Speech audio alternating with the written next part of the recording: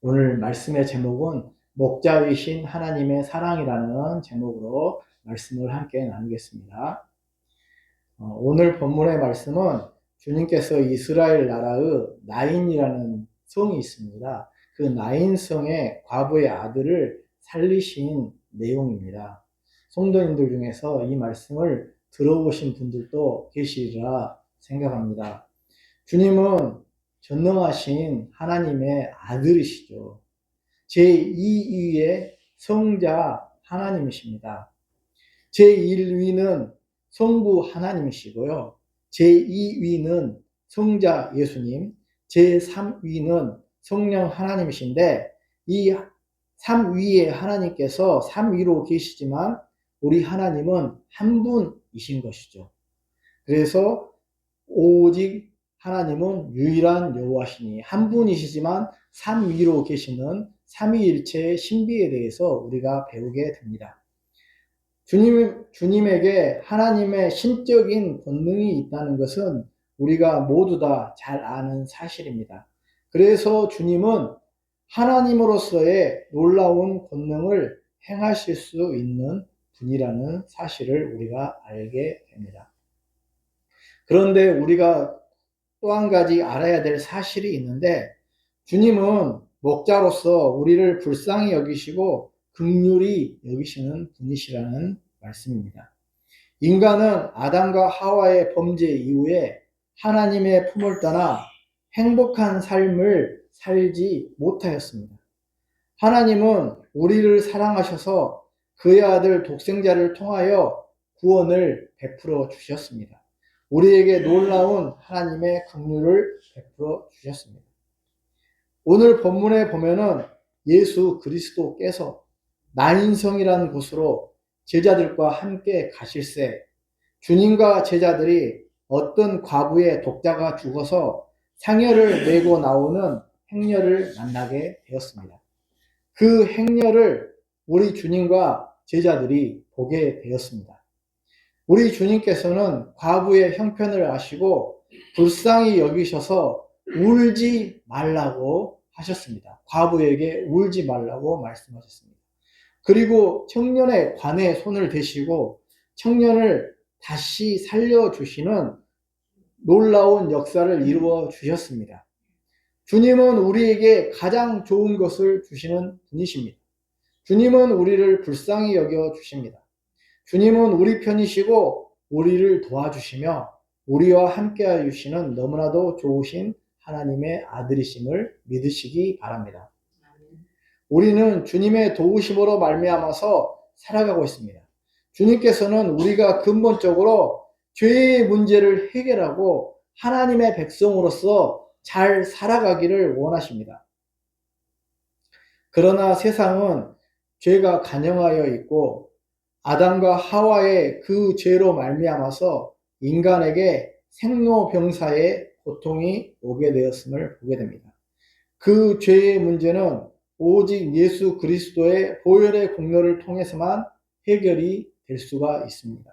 예수님의 보혈이 가장 중요한 것입니다. 그래서 찬송가 268장에서 주의 보혈 능력 있도다 주의 피 믿어 주의 보혈 그 어린 양의 매우 귀중한 피로다 이렇게 찬송하고 있지 않습니까?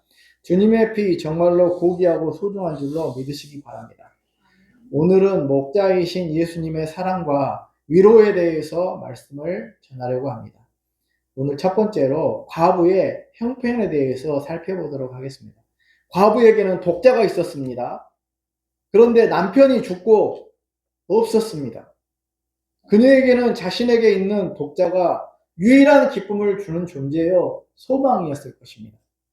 그런데 청년의 시절에 그만 그 독자가 죽고 말게 된 것입니다. 11절로 12절에 그 후에 예수께서 나인이란 성으로 가실새 제자와 많은 무리가 동행하더니 성문에 가까이 이르실 때에 사람들이 한 죽은 자를 메고 나오니 이는 한 어머니의 독자요 그의 어머니는 과부라. 그 성에 많은 사람도 그와 함께 나오거늘이라고 말씀하고 있습니다. 그녀는 남편도 잃고 유일하게 하나밖에 없는 아들을 믿고 살았을 것입니다. 이 아들이 자라서 자신을 봉양하고 어머니인 자신과 행복한 삶을 살 것을 생각하면서 아들만 의지하고 살았을 것입니다. 그런데 그 아들이 그만 죽고 말았습니다. 그 과부는 하늘이 무너지는 것 같은 커다란 슬픔을 겪었을 것입니다. 우리가 인생을 살아가다 보면 이같이 많은 슬픔을 겪으면서 살아가는 경우가 있습니다. 사람에게는 슬픔이 없어야 되는데 슬픔이 없을 수 없고 슬픔을 겪고 살아가지 않을 수 없는 것이 우리의 인생의 현실임을 깨닫게 됩니다. 우리는 인생의 현실 속에서 과부와 같은 슬픔을 겪을 때가 많습니다. 때로는 질병에 걸리고 수술을 해야 되고 심장 수술을 해야 되는 상황이 우리 교회에도 있습니다. 또 여러 가지 근심과 염려와 걱정과 같은 상황 가운데 살아갈 때가 많습니다. 또한 우리는 건강이 어떻게 될지 염려하기도 하면서 그렇게 살아갑니다. 가장 큰 슬픔은 죽음입니다. 어머니와 자식의 사이를 갈라놓는 죽음이라는 것이 가장 큰 슬픔이었습니다. 그 당시 사람들에게는 죽은 자가 부활한다는 이 생각이 상당히 약했던 그런 시대였기 때문에 어머니와 청년이 다시 만날지 그 여부도 희미했다고 볼 수 있습니다. 그래서 어머니는 정말로 굉장한 슬픔과 비탄에 빠져 있고 이제 나는 누구를 의지하며 살아야 하는지 굉장히 고통스러워하지 않을 수 없었을 것입니다. 과부의 형편을 한번 생각을 해보십시오. 아들만 믿고 살아가는데 그 아들 한 명 있는 그 아들 자체가 돌아가셨어요. 죽었어요. 아들이 죽었어요. 얼마나 마음이 슬펐겠습니까? 그 하늘이 무너지는 것 같은 그런 슬픔을 당했을 것이죠. 네. 우리 성도님들도 그런 슬픔을 당했을 때가 있지 않습니까? 그 죽음이라는 것이 우리에게는 가장 큰 슬픔을 주는 그런 요소가 되는 것이죠. 여기서 우리가 또 한 가지 생각해 보아야 할 것은 죄는 많은 고통과 죽음의 문제를 가져온다는 사실입니다. 성경은 욕심이 잉태한 즉 죄를 낳고 죄가 장성한 즉 사망을 낳느니라 이렇게 말씀하고 있습니다.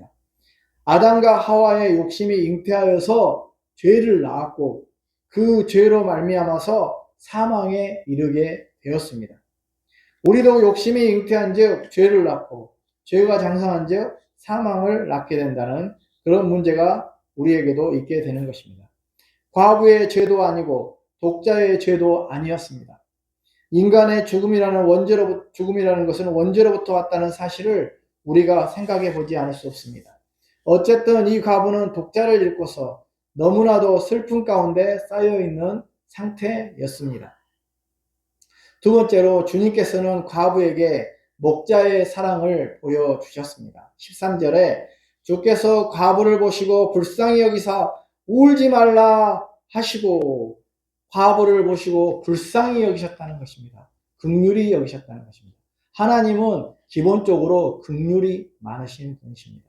우리에게 놀라운 긍휼과 사랑을 베푸십니다. 성도님들 한 분 한 분을 긍휼히 여기시고 불쌍히 여겨주시는 분이 바로 우리 하나님이십니다. 저를 불쌍히 여겨주시고 성도님들을 불쌍히 여겨주시고 성도님들이 어렵고 힘들 때 불쌍히 여겨주시고 도와주시는 분은 우리 하나님밖에 없습니다.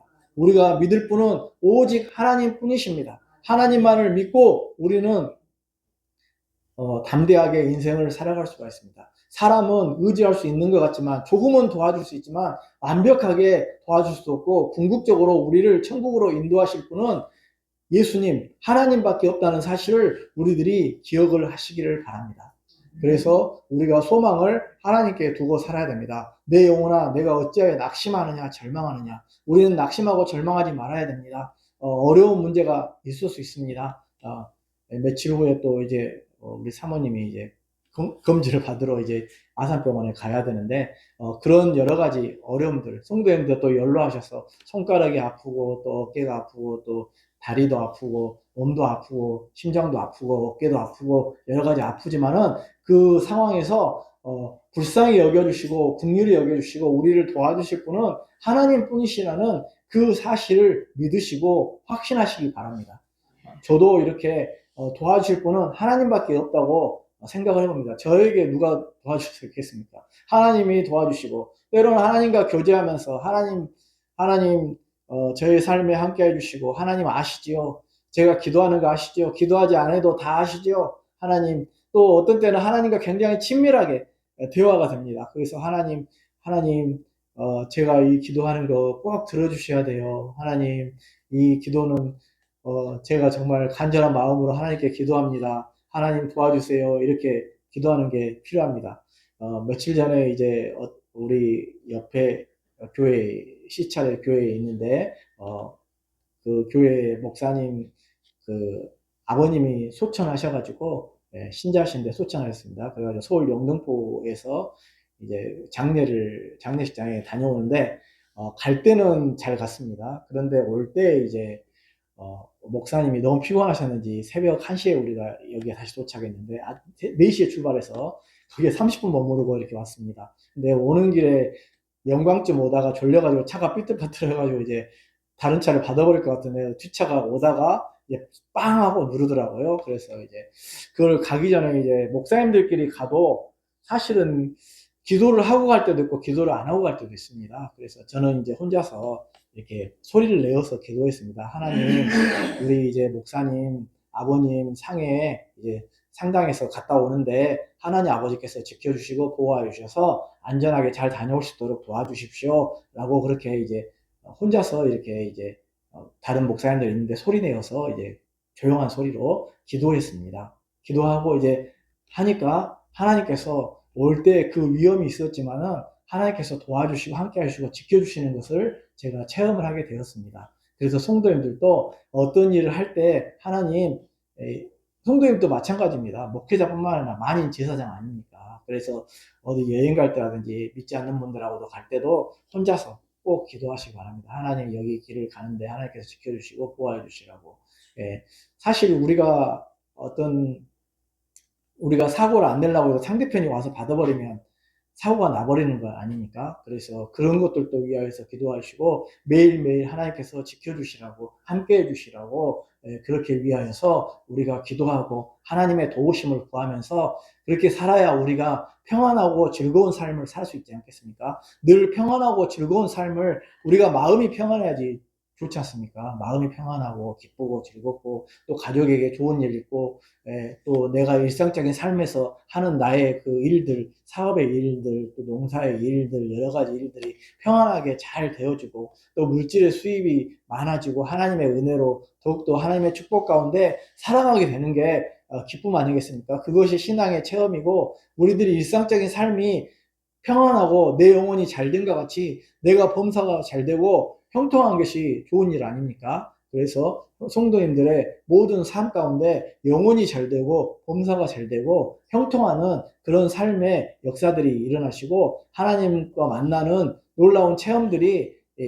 있으시길 바랍니다. 하나님은 실제적인 우리의 삶에서 만나주시고 함께 해주시고 도와주시는 분이셔요. 그렇기 때문에 하나님이 살아계심을 내가 믿으면은 그 하나님께 기도하는 것이죠. 하나님께 기도해서 하나님께 구하여서 하나님 전능하신 하나님을 만나서 그 하나님께 체험한 그것을 간증도 하고 또 이렇게 나 하나님을 정말로 만나서 하나님이 나를 도와주시고 함께 하셔 살아계셔 그것을 또 나타내는 우리 성도들의 삶이 돼야 되겠습니다.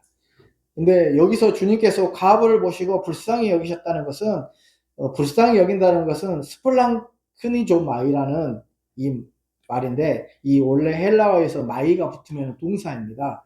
그래서 여기에서 스플랑크니조 여기의 의미는 뭐냐면은 창자라든지 간장이라든지 신장이라든지 이런 걸 말하는 거예요. 그러니까 장기가 끊어지는 것과 같은 아픔. 그러니까 과부를 형편을 보니까 그 당시 사회에서는 너무나 불쌍한 거예요. 그러니까 창자가 끊어지는 것과 같은 그런 불쌍한 마음을 주님이 느끼셨다는 거예요. 주님은 우리를 생각할 때 창자가 끊어지는 것과 같은 그런 마음으로, 불쌍한 마음으로 우리를 보시고 우리를 사랑하시는 그 사랑을 알 수가 있습니다. 주님께서 이 여인을 불쌍히 여기시는 마음이 얼마나 깊고도 큽니까? 주님께서는 하나밖에 없는 독자를 잃어버린 과부를 보시고 불쌍히 여기셨습니다. 그녀를 불쌍히 여기시고 그녀에게 울지 말라고 위로하셨습니다. 주님은 위로를 주시는 분이세요. 저는 가끔씩 이찬수 목사님 설교를 또 들어보는데 이찬수 목사님에게 이찬수 목사님 잘 말씀하시는 것은 하나님은 위로의 하나님이시다. 하나님은 우리를 위로해 주신다. 우리가 슬프고 고통스럽고 절망스럽고 낙심이 되는 상황에서 위로해 주시는 하나님, 우리에게 소망이 되시는 하나님은 바로 예수님, 우리 하나님 성령님밖에 없습니다. 삼위일체 하나님께서 우리를 위로해 주시고 도와주시고 함께 해주시고 위로로서 말할 수 없는 위로로서 옆에서 우리를 위로해주면 얼마나 소망이 됩니까? 근데 우리는 위로해주기보다는 오히려 이제 어렵게 하는 그런 경우도 있지만은 사실은 그것도 우리가 잘 받아들이면 우리에게 이제 더 발전할 수 있는 그런 부분으로 나아갈 수 있습니다. 예, 주님께서 우리를 위로하시고 함께 해주신다는 그 사실을 믿어야 되겠습니다. 사랑하는 성도님들, 우리에게 어려움이 있습니까? 그럴 때 하나님을 바라보고 그 어려움을 이겨나가는 우리들의 삶이 되기를 원합니다. 우리가 어려울 때 우리의 위로자 되시는 예수 그리스도와 성령님을 바라보며 살아갑시다. 우리를 위로해 주시는 진정한 위로자 되시는 주님을 의지하여서 살아가는 우리의 삶이 되어야 되겠습니다. 주님은 창자가 끊어질 정도로 우리를 불쌍히 여기시고 죽음의 문제에서 우리를 건져주시기를 원하시는 분이심을 믿습니다. 또한 주님은 목자의 사랑을 우리에게 보여주셨습니다. 목자는 불철주야 양에 대해서 생각하고 양을 잘 인도하기 위하여 늘 노력을 합니다. 한 마리의 양이 비탈길에서 상처를 입고 있을 때 주님께서도 말씀하시지 않습니까? 주님은 아홉 마리의 양을 놔두고 한 마리의 양을 찾아서 비탈길에서 상처를 입으면서 양을 건져내시는 주님이심을 보게 됩니다. 그 한 마리의 양을 위해서 최선을 다해서 노력하시는 주님의 모습을 보게 된다는 거예요. 그러니까 99마리 우리 다 놔두고 그것도 중요하지만 더 중요한 것은 잃어버린 한 마리를 찾아서 목자의 사랑을 산비탈에서 가시에 찔리고 피를 흘리면서 그 양을 찾아서 가시는 우리 주님의 모습을 보게 된다는 것이죠. 여기서 우리는 주님의 사랑을 알게 됩니다. 오늘 본문에도 보면 사실 독자를 가진 어미는 독생자밖에 없는 아들을 이 땅에 보내주신 우리 하나님을 상징한다고도 볼 수 있지 않겠습니까? 하나님의 사랑은 이와 같이 독생자를 보내주신 사랑임을 우리가 알게 되는 것입니다. 주님은 목자의 사랑을 우리에게 보여주신 분이십니다. 우리가 잘못된 길로 갈 때 우리를 사랑하시고 우리에게 온갖 헌신과 열정을 다 쏟아부어서 우리를 사랑해 주시는 하나님이심을 우리가 알게 되는 것입니다. 그래서 성도님들 혹시 소망이 없다고 느껴지는 상황에서 살아간다고 느끼신다면 우리의 진정한 소망은 예수 그리스도임을 알고 그분께 모든 것을 맡기면서 살아가시길 바랍니다. 주님은 목자의 애끓는 사랑으로 우리를 불쌍히 여기시고 긍휼히 여겨 은혜를 베풀어 주시는 분이시라는 사실을 기억하시기 바랍니다. 우리는 목자이신 예수 그리스도의 사랑에 감격하여서 목자를 잘 따라갑시다. 목자 대신 예수님의 사랑을 알아야 됩니다. 다윗도 노래했잖아요. 여호와는 나의 목자시니 내게 부족함이 없으리로다. 주님께서도 양무리를 보시면서 나는 선한 목자라. 선한 목자는 양을 위하여 목숨을 버리거니와. 내가 온 것은 양으로 생명을 얻게 하고 더 풍성히 얻게 하려 함이라. 이렇게 말씀하셨습니다. 주님은 목자가 되셔서 선한 목자 되신 우리 주님께서 우리를 사랑하시고 우리에게 늘 은혜를 베푸시고 우리를 도와주시는 하나님이신 줄로 믿습니다. 목자의 사랑은 그 자신의 목숨을 내어주기까지 인자에 온 것은 섬김을 받으려 함이 아니라 섬기려 하고 도리어 자기 목숨을 많은 사람을 위하여 대속물로 주려 하심이라. 목숨을 주시기까지 사랑해 주신 그 사랑, 양들을 위해서 우리 양들, 여기에 참석하신 예배드리신 양들을 위해서, 저와 우리 성도님들을 위해서 목숨을 버려주셨단 말입니다. 목숨을 버려주셔서 우리를 사랑하신 그 사랑에 대해서 우리가 깨닫고 우리가 기억을 해야 됩니다. 주님은 사꾼 목자가 아니십니다. 선한 목자이십니다. 그렇기 때문에 양들인 우리를 위하여 자신의 목숨을 내어주시는 것입니다. 우리를 불쌍히 여기시는 목자의 사랑, 그 목자의 사랑을 기억하시기 바랍니다. 세 번째로 주님은 부활과 생명이심을 보여주셨습니다. 14절에 가까이 가서 그 관에 손을 대시니 맨 자들이 서는지라. 예수께서 이르시되 청년아 내가 내게 말하노니 일어나라 하시매 죽었던 자가 일어나 앉고 말도 하거늘 예수께서 그를 어머니에게 주시니라는 말씀이 기록되었습니다. 예수님께서 관에 손을 대셨습니다. 관에 손을 대는 것은 당시에 율법에 의하면 어긋나는 그런 행위였지만 주님은 율법을 어긋나게 지키지 않으려고 하시는 게 아니라 그것을 초월해서 엄청난 사랑을 베풀어 주시는 그 사랑의 우월성, 그 율법보다 사랑의 우월성, 새 언약의 우월성, 그것을 이제 말씀해 주시는 것이죠. 율법을 지키지 않으려고 하시는 게 아닙니다. 청년의 관에 손을 대시니 맨 자들의 행렬이 멈추게 되었죠. 그리고 하나님의 권능으로 선포를 하셨습니다. 그 선포는 이거였습니다. 청년아 내가 내게 말하노니 일어나라. 이렇게 하나님께서 예수님께서 선포를 하신 것입니다. 칼빈은 이것을 뭐라고 하냐면 유명한 신학자 말씀 칼빈은 뭐라고 하냐면은 이것은 메시아의 권능 있는 선포요 목자가 양을 사랑해서 부르시는 음성이다. 목자가 양 한 마리 한 마리마다 뭐 이름을 아는 것처럼 그렇게 부르시는 목자의 사랑하는 음성이다. 이렇게 말씀을 하고 있습니다. 이게 우리가 부활의 때 예수님께서 우리의 이름을 불러주시고 물론 우리가 죽으면 천국에 들어갑니다. 그래서 영혼이 천국에 들어가게 되는데 거기는 낙원이고 거기도 이제 천국이지만 부활해서 살아갈 곳은 새 하늘과 새 땅입니다. 신천 신지에서 살아가게 되는 것이죠. 그곳에서 주님과 함께 살게 되는데 그때는 우리가 이렇게 부활한 것처럼 부활의 몸으로 이렇게 새하늘과 새 땅에서 고통과 슬픔과 눈물과 아픔이 없는 그곳에서 살게 된 거죠. 그때 주님께서 재림하셔서 우리들을 하나하나씩 이름 불러주셔서 우리가 육체가 부활하고 주님과 함께 그렇게 살게 되는 것입니다. 성경의 말씀들 가운데는 선지자들이 사람을 살리신 내용이 있습니다. 엘리야 선지자는 사르밧 과부의 아들을 살렸고 엘리사 선지자는 수넴 여인의 아들을 살렸으나 그들은 하나님으로서 한 것이 아니에요. 주님은 하나님의 놀라우신 권능으로 하나님의 아들로서 직접 살리신 거고 이들이 사르밧 과부라든지 수넴 여인의 아들을 살린 것은 엘리야 선지자나 엘리사 선지자가 살린 것은 뭐냐면은 하나님께 기도해서 인간으로서 살린 거예요. 예. 제가 항상 예전에 저를 지도해 주셨던 우리 송영중앙교회 박덕기 목사님은 이런 예화를 총동원 전도주일에 예화를 항상 드렸어요.